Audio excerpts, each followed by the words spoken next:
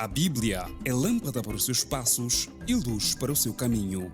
Raio-X da Bíblia. Aprofunde a Sagrada Escritura com o missionário comboniano, Padre José Joaquim, no programa Raio-X da Bíblia.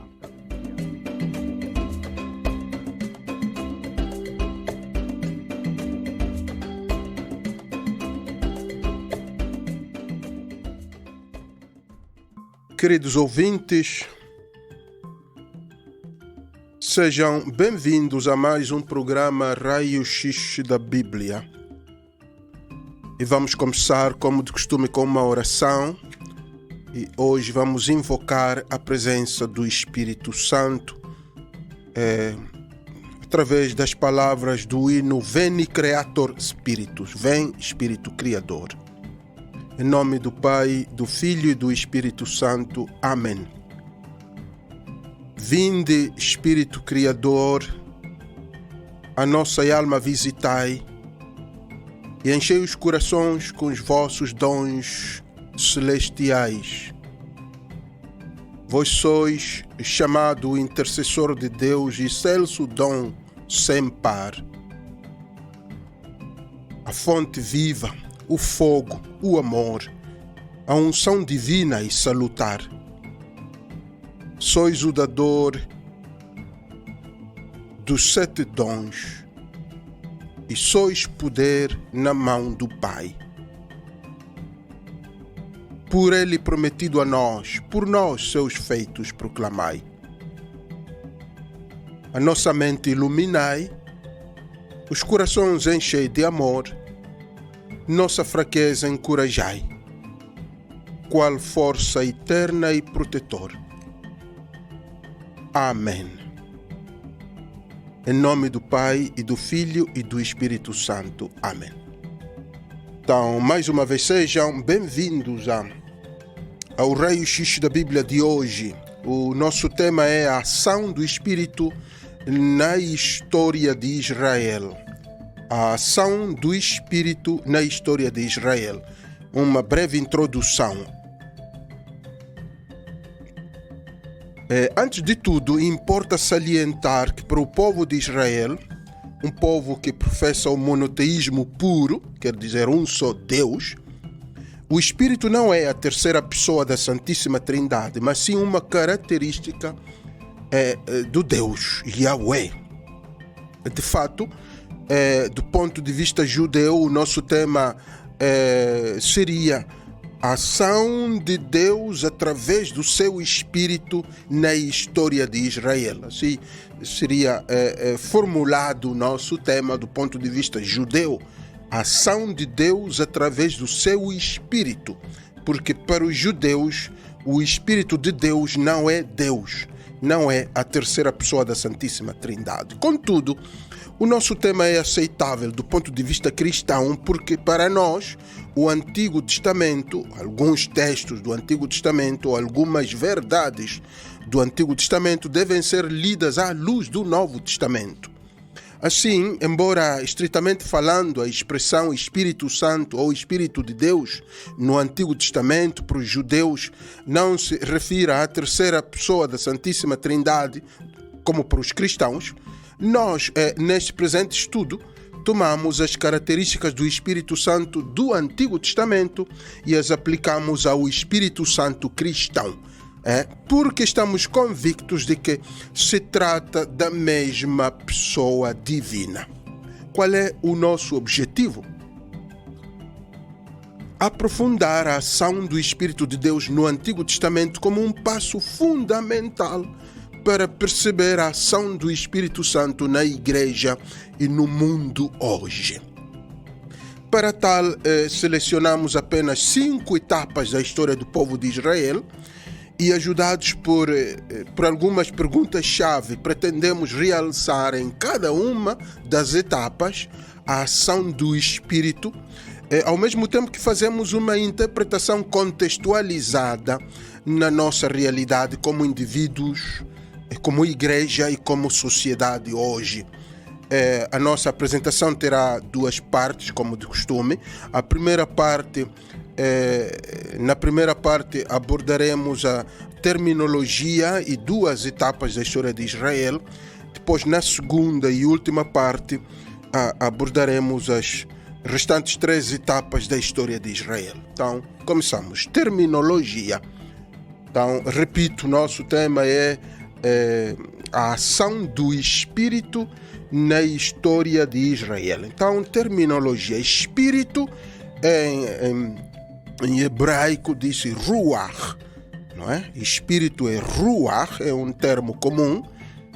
Ruach HaKodesh, é dizer, o Espírito Santo, Ruach HaKodesh.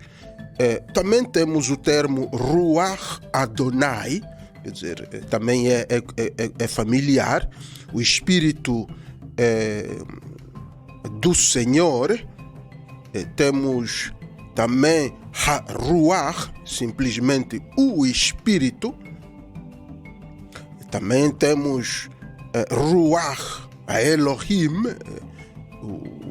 o Espírito de Deus, ou também do Senhor. São expressões tiradas do hebraico. Mas também temos equivalentes em grego pneuma. Pneuma também é espírito, ou do latim spiritus, não é? Como o hino que acabamos de rezar no início deste estudo bíblico. Veni Creator Spiritus, vem Espírito Criador. Então, esta é a riqueza de vocabulário, não é? Em torno do nosso tema. Agora, mas o que significa Ruach? Que geralmente traduzimos como espírito, Ruach, R-U-A-H, seria mais ou menos R-U-A-H, Ruach. Agora, significa vento, hálito, não é? Hálito, e é importante isto, hálito de um ser divino poderoso, é o hálito de um ser divino poderoso. Mas também um significado interessantíssimo é o respiro da mulher em trabalho de parto. Repito, o respiro da mulher em trabalho de parto é também chamado Ruach. Agora, de fato, este termo Ruach no Antigo Testamento é usado prevalentemente no feminino. Não é usado também no masculino, mas é prevalentemente no feminino. Não como em português, espírito é masculino, também nas outras línguas neolatinas, em italiano, em francês ou em espanhol, se não me engano, é tudo masculino. Mas aqui tem as duas, tem masculino e feminino, mas parece que o Antigo Testamento prefira mais o feminino para realçar a capacidade de Deus gerar, preservar e transformar a vida. Já a terminologia, não é? Apresenta este dado importante, interessantíssimo, o fato de que os autores sagrados, na maior parte dos casos que usam esse termo Ruach, atribuam características femininas ao Espírito de Deus para pôr em relevo a maternidade de Deus. Para nós os cristãos seria a maternidade do Espírito Santo. Este é um ponto não tão comum que se coloca na reflexão teológica, não é? A maternidade do Espírito Santo. A maternidade de Deus Pai já é muito comum, sobretudo em círculos de teologia feminista e também não feminista, não é? Enfatizar os adjetivos femininos, maternais de Deus. Mas aqui é a maternidade do Espírito Santo, que nos é revelada só através da terminologia desta palavra Ruach. A primeira etapa a ação do Espírito Santo. Dissemos que selecionamos apenas 5 etapas da história do povo de Israel. Há muitas outras etapas, mas nós selecionamos 5, aquelas que nos parecem haver uma maior incidência, não é? De reflexão, de teologia do Espírito. Agora, a primeira etapa são os primórdios da criação. A pergunta-chave que nos ajuda a descobrir a ação do Espírito é: o que é a vida? Quem ou o que nos mantém vivos? Então, esta é a pergunta-chave: o que é a vida? Quem ou o que é que nos mantém vivos? Agora, Gênesis 1:2 diz: a terra estava sem forma e vazia, as trevas cobriam o abismo e o Espírito de Deus pairava sobre as águas. E depois Gênesis 2:7 diz: o Senhor Deus formou, pois, o homem do barro da terra e inspirou-lhe nas narinas o sopro da vida, e o homem tornou-se um ser vivente. Então, estes 2 textos, Gênesis 1:2 e Gênesis 2:7, são fundamentais para entendermos a ação do Espírito nesta primeira etapa, que é os primórdios da criação. A pergunta-chave, dizíamos, que é: o que é a vida? O que é que nos mantém vivos? Então, a resposta a resposta que é dada pelo Antigo Testamento é que a vida é o Espírito de Deus. Estamos vivos porque o Espírito de Deus está dentro de nós. De fato, o verbo que se usa no primeiro texto, 1:2, o fato de que o Espírito de Deus pairava. O verbo que se usa para pairar em hebraico é o rahab. Agora, este verbo quer dizer sobrevoar, pairar, fertilizar, até chocar, como a galinha que choca os ovos, chocar. Então, dá vida, produz, fecunda a vida. Então, é o rahab. Então aí é o Espírito que fecunda as águas nos primórdios da criação, nos primórdios da existência do mundo. O Espírito de Deus fecunda as águas e elas começam a produzir espécies animais e plantas. Assim, para Israel, a vida dos animais e das plantas provém de Deus. Logo, a vida do ser humano também provém de Deus, como está no Gênesis 2:7. Deus formou, pois, o homem do barro da terra e inspirou-lhe nas narinas o sopro da vida. O sopro da vida. E o homem tornou-se um ser vivente. Então, esta primeira ação do Espírito deve ser considerada a base do discurso ecológico da Igreja. O discurso ecológico da Igreja baseia-se nesta primeira ação do Espírito como fecundador de toda a vida, de todo tipo de vida, seja animal, seja vegetal. Todo ser vivente tem a sua origem naquela fecundação, naquela fertilização do Espírito das primeiras águas que existiam antes de tudo. De fato, é pecado grave continuar a ignorar as questões do meio ambiente, não apenas pelas consequências nefastas que isso comporta para a humanidade, mas também porque é uma ofensa ao Espírito de Deus, que fecunda e continua a fecundar e a dar a vida a toda a criação. Daí que dioceses e paróquias, cristãos, grupos paroquiais, ministérios deveriam fomentar esta pastoral da ecologia, não como uma moda do Papa Francisco, não como uma moda da sociedade civil, uma moda dos papas ou da igreja que sobre isso ensina, não? Mas é porque o discurso ecológico é inerente à fé. é porque o Espírito Santo fecundou a primeira vida animal, a primeira vida vegetal. Então é importantíssimo que abracemos a pastoral da ecologia, esta reflexão e este trabalho da ecologia na fé, a fé na ecologia. A segunda etapa na história do povo de Israel é a libertação, o processo de libertação do povo do Egito à terra prometida. A pergunta-chave que nos ajuda a entender a ação do Espírito é como se consegue guiar um povo da escravidão à libertação.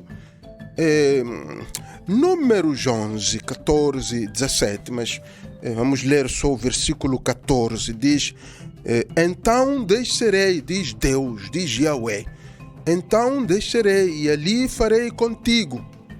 Yahweh fala a Moisés, e ali falarei contigo. Tomarei, diz, é importante isso, tomarei do Espírito que está em ti e o derramarei sobre eles, para que possam levar contigo a carga do povo e não estejas mais sozinho. Aqui é o episódio da escolha, da eleição de alguns anciãos do povo para auxiliar Moisés na direção, na condução do povo pelo deserto. Então, no processo de libertação do povo, destaca-se o fato de que o Espírito anima os líderes em tempos difíceis. Não é? Dissemos que Números 11, 14, 17 narra aquele processo de libertação, de travessia do povo de Israel do Egito à terra prometida pelo deserto. Então eles impacientes, o povo impaciente, murmura contra Moisés e contra Deus, e Moisés também quase desanimado, quer, digamos, voltar para trás, desencorajado.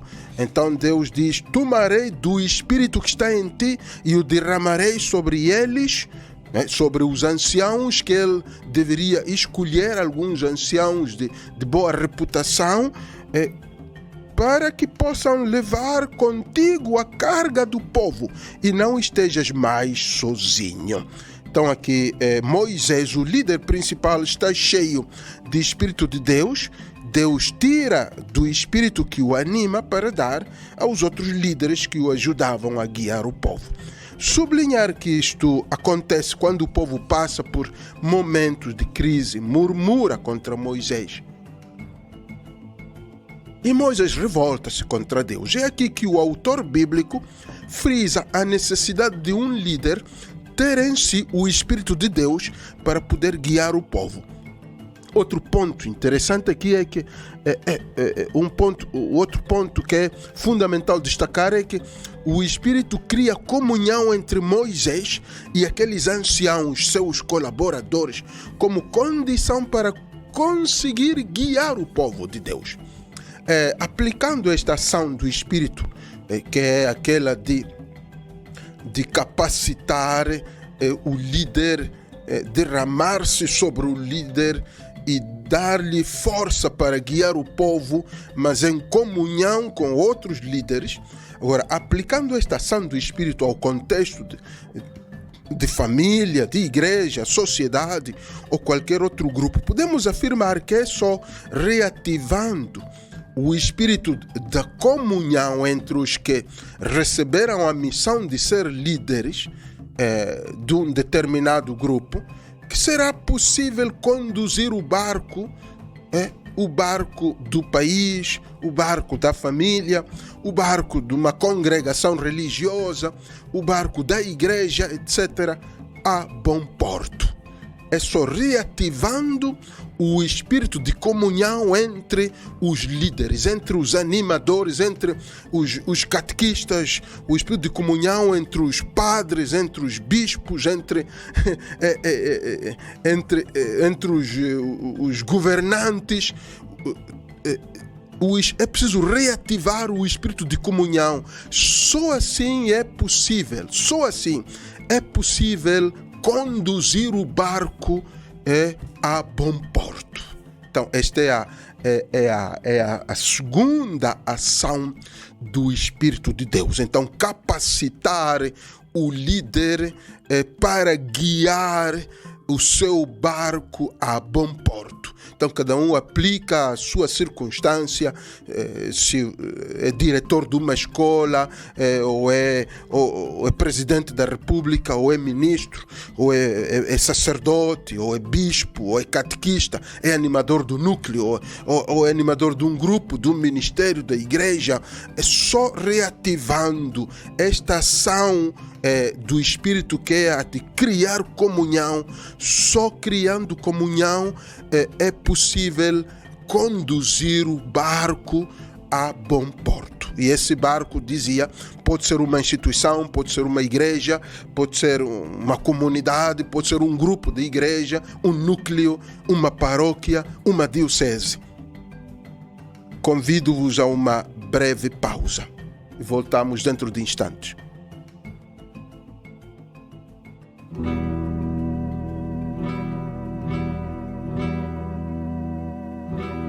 Pai nosso, gritamos o teu nome,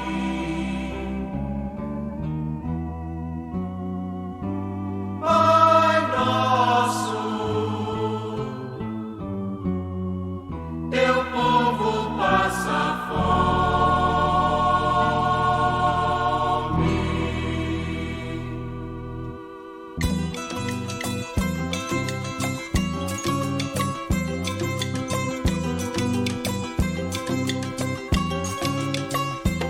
Trabalha a terra pra jogar uma semente. Trabalha a terra pra jogar uma semente. Espera a chuva e a chuva não cai. Espera a chuva e a chuva não cai. A terra é seca, não tem água, o sol é quente. A terra é seca, não tem água, o sol é quente. Espera açude, Açude não sai. Espera açude, açude não sai.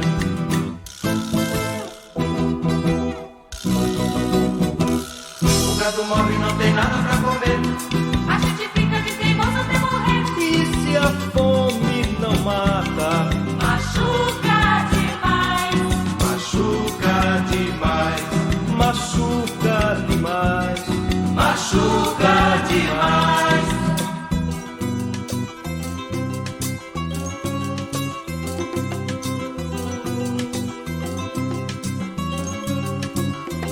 Quando não chove a gente muda pra cidade. Quando não chove a gente muda pra cidade. Procura emprego, emprego não tem. Procura emprego, emprego não tem.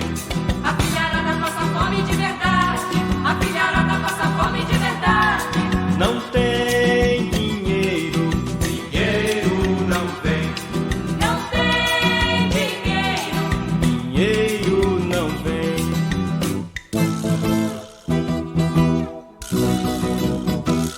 A gente vive de saber sobreviver.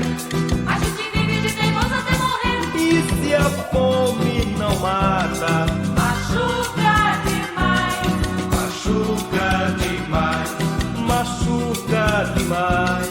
Machuca demais.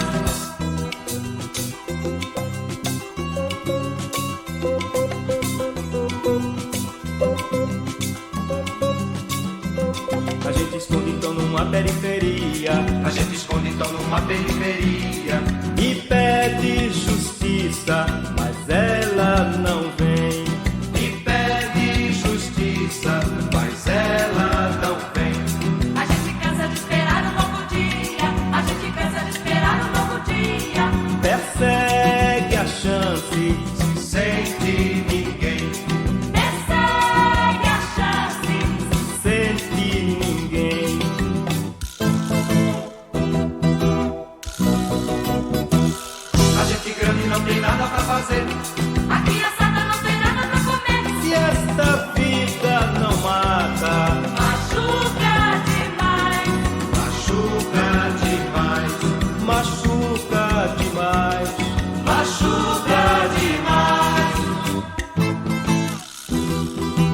Pai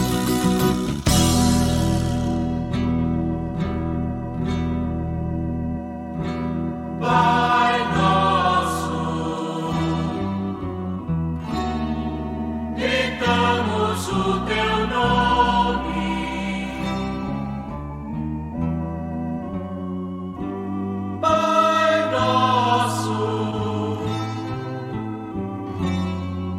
teu povo passa fome.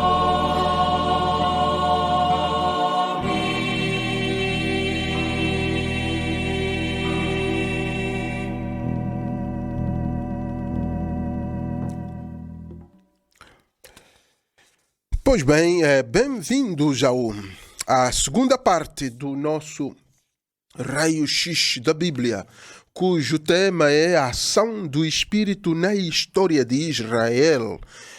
Já abordamos a terminologia na primeira parte, a terminologia Ruach, e frisamos o uso prevalente, o uso predominante do feminino para enfatizar as características maternais do Espírito Santo de Deus.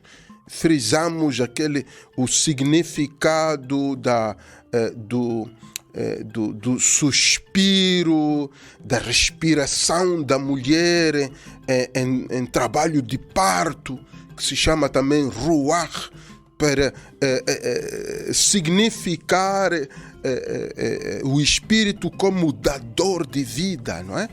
Como dador de vida. E vimos as duas primeiras fases, os primórdios da criação, que não são, estritamente falando, uma fase da história, mas é uma fase da reflexão, não é? É uma fase da reflexão teológica. Então, primórdios da história, onde o Espírito é vida, o que nos faz permanecer vivos é o Espírito de Deus. E também vimos a segunda, claro, na primeira fase também enfatizamos a necessidade da ecologia, do discurso ecológico, porque o Espírito é aquele que, pairando, fecundando as águas da vida original, a vida original que é a vida das plantas e dos animais. Então esse simbolismo nos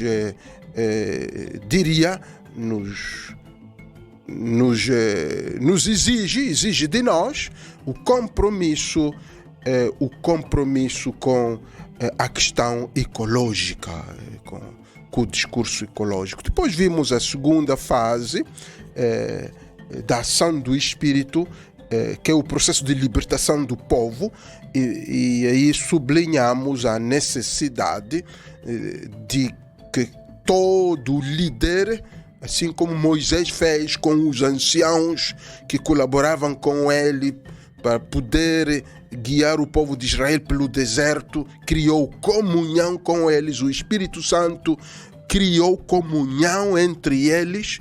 Só assim foi possível guiar o povo pelo deserto. Então dizíamos também, nós hoje, os líderes religiosos e civis deverão criar comunhão entre os grupos, entre os vários colaboradores, para que possam conduzir o barco do país, da família, do ministério, da igreja, da paróquia, do núcleo, a bom porto. Terceira etapa, a etapa da monarquia. A pergunta-chave que nos revela a ação do Espírito é a seguinte: o que deve distinguir um rei do povo de Deus dos outros reis? Dos outros reis, estamos a falar dos reis babilônios, persas, egípcios, etc. Nesta etapa já não estamos no processo de libertação do povo, mas sim já no processo de fixação definitiva do povo na terra prometida. Então constata-se que também na terra prometida o Espírito intervém para não apenas consagrar o rei e fazer dele sua propriedade divina, mas sobretudo capacitá-lo para profetizar, isto é, falar em nome de Deus, já que ele devia ensinar o povo o que ouve de Deus, o que ouvia de Deus. Por outras, o Espírito capacita o rei para transmitir a mensagem de Deus. Primeiro, livro de Samuel 10:6, durante a sagração de Saul por Samuel. E o Espírito do Senhor se apoderará de ti e profetizarás com eles e tornar-te-ás um outro homem. E o versículo 10 diz, Saul profetizou no meio de alguns profetas. Então, no nosso contexto, constatamos que as pessoas que governam os países e instituições não sempre transmitem a mensagem de Deus. O sistema assim chamado democrático é manipulado por maiorias que nem sempre abraçam os valores evangélicos. Isto acontece em quase todos os países do mundo. Daí que a igreja deveria assumir responsabilidade acrescida na evangelização da política, para que o Espírito possa inspirar e iluminar a gestão da coisa pública. E a evangelização da política não consiste aqui em reunir os políticos e fazer um retiro com os políticos, mas sobretudo em que o cristão não deixe de ser cristão quando estiver na política. E isso é difícil, mas possível, se o cristão estiver cheio de Espírito Santo. Aqui então a terceira ação do Espírito é capacitar o líder para profetizar, para falar em nome de Deus. Profetizar não é revelar segredos do mundo, é falar em nome de Deus, falar de Deus. Então o líder deveria profetizar, deveria falar em nome de Deus, falar de Deus. E dissemos que, infelizmente, nem todos os líderes falam em nome de Deus, mesmo os que democraticamente foram eleitos. Então dizíamos que aqui o compromisso que o Espírito deixa para cada cristão, para a igreja, para todo o batizado, é evangelizar a política. E dizíamos que evangelizar a política não é reunir políticos e fazer pregações para políticos, mas é transformar cada cristão, transforme a sua vida política, o seu compromisso político, que quando estiver a participar na política diretamente, não deixe de ser cristão, não é? Não deixe de ser cristão, não renuncie aos seus valores cristãos para fazer política. Então, que continue a manter, a semear, a iluminar a política com a sua vida cristã. E é verdade que é difícil, mas é possível se nos deixarmos encher de Espírito Santo de Deus. A quarta etapa chamaria de etapa sapiencial, a etapa da sabedoria.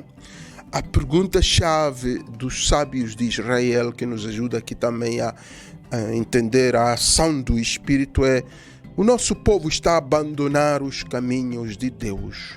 O que se passa? Esta é a pergunta-chave dos sábios de Israel. O nosso povo está a abandonar os caminhos de Deus. O que se passa? Provérbios 1, 22, 23. Versículo 20 diz: a sabedoria clama nas ruas e leva a sua voz na praça. Versículo 22. Até quando, insensatos, amareis a tolice? Não é? E vós, tolos, odiareis o conhecimento ou a ciência. Convertei-vos às minhas admoestações, derramarei sobre vós o meu espírito, e eu vos ensinarei as minhas palavras. Aqui a resposta à pergunta: o que é que está a acontecer? O nosso povo está a abandonar os caminhos de Deus. A resposta é que este povo não abraça o caminho de Deus porque o Espírito não se derramou sobre eles. Daí que faz parte da ação do Espírito não permanecer indiferente perante a erosão, para nós, no nosso contexto, perante a erosão do tecido ético-moral. Deveríamos colocar a pergunta: até quando, assim como a sabedoria colocou aí, até quando, insensatos, amareis a tolice? Não é? Até quando, ó humanos, preferireis as guerras? Até quando preferireis a corrupção? Preferireis a imoralidade? Preferireis os abortos, o ódio, a divisão, a exploração, a ganância do dinheiro? Até quando? Então, esta é a ação do Espírito que suscita no sábio de Israel esta pergunta: até quando?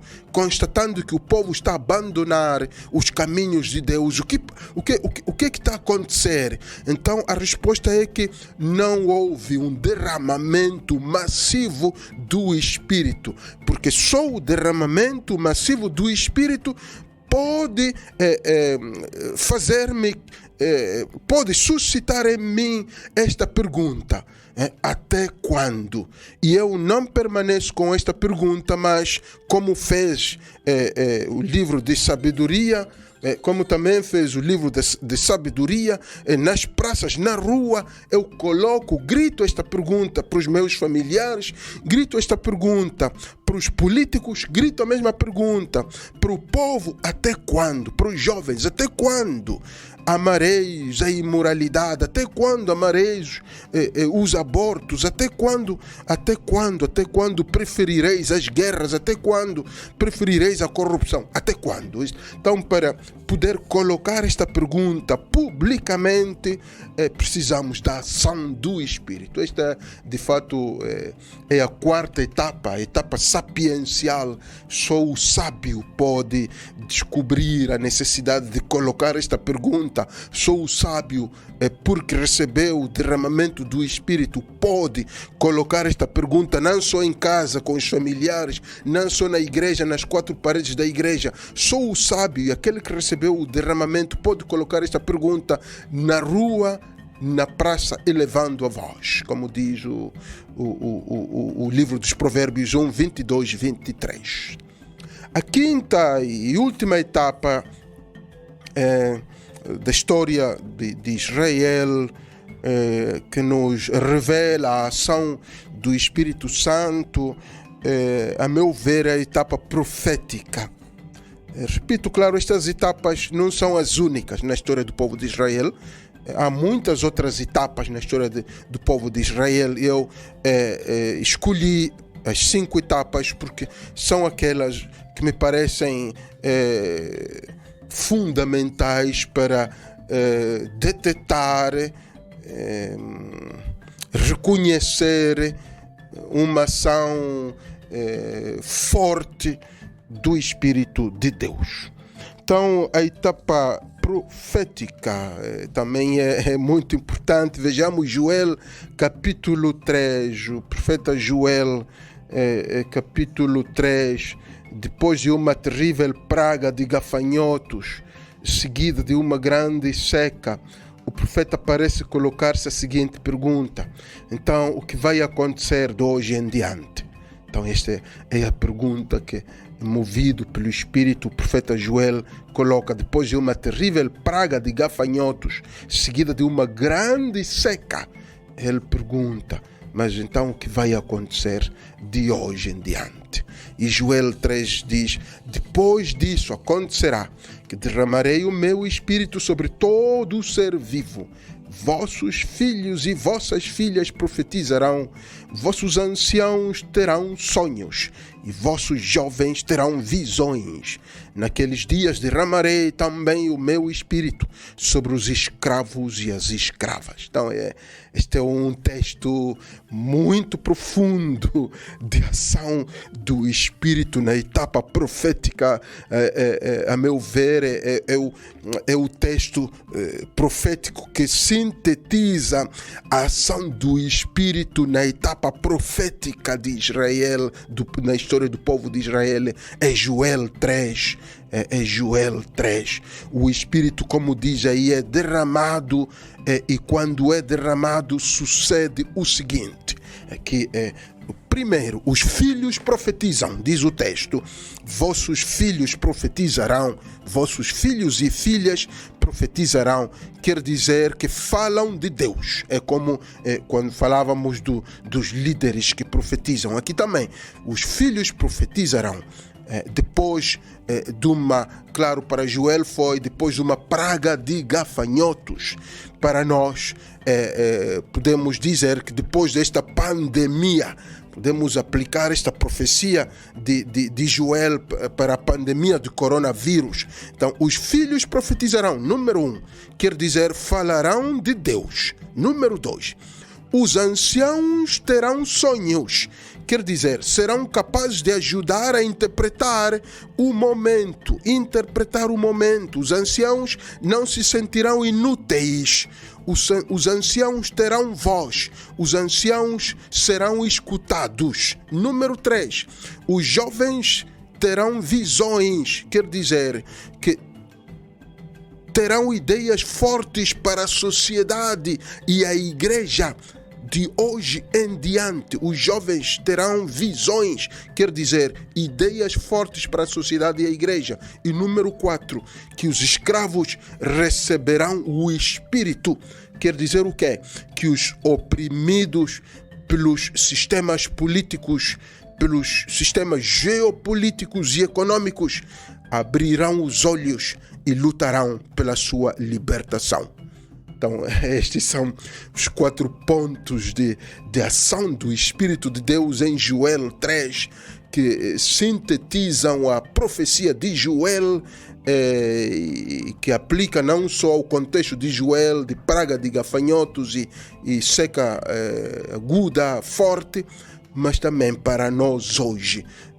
A ação do Espírito que não só injeta esperança em nós, mas motiva-nos à ação. Repito, os filhos profetizarão, todos os filhos, quer dizer, falarão de Deus. Os anciãos terão sonhos depois da pandemia, já a partir de hoje, também durante a pandemia, os anciãos ajudarão a interpretar o momento presente, não se sentirão inúteis, não se sentirão o resíduo da história.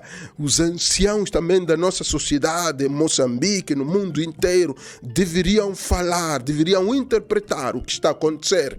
Os jovens terão visões, diz Joel, quer dizer que terão ideias fortes para a sociedade e a igreja. Como costumo dizer, já não teremos jovens dorminhocos que dormem, não dizem nada, não falam nada, não prevêem nada, não têm visões. E depois os escravos receberão o derramamento do Espírito. Quer dizer, os oprimidos, os povos oprimidos, os países oprimidos, as sociedades oprimidas pelos sistemas políticos, geopolíticos e econômicos, abrirão os olhos e lutarão pela sua libertação. Terminamos invocando a Nossa Senhora para que ela continue permanecer em oração conosco neste cenáculo da pandemia, neste cenáculo do isolamento social, neste cenáculo do confinamento. Nossa Senhora continua a rezar conosco e se derrame por seu intermédio, pela sua intercessão, se derrame o Espírito Santo sobre nós. Ave Maria, cheia de graça, o Senhor é convosco. Bendita sois vós entre as mulheres, e bendito é o fruto do vosso ventre, Jesus.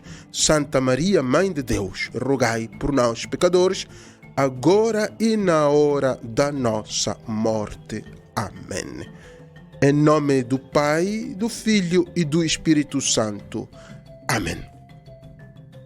Muito obrigado pela atenção dispensada. Até a próxima.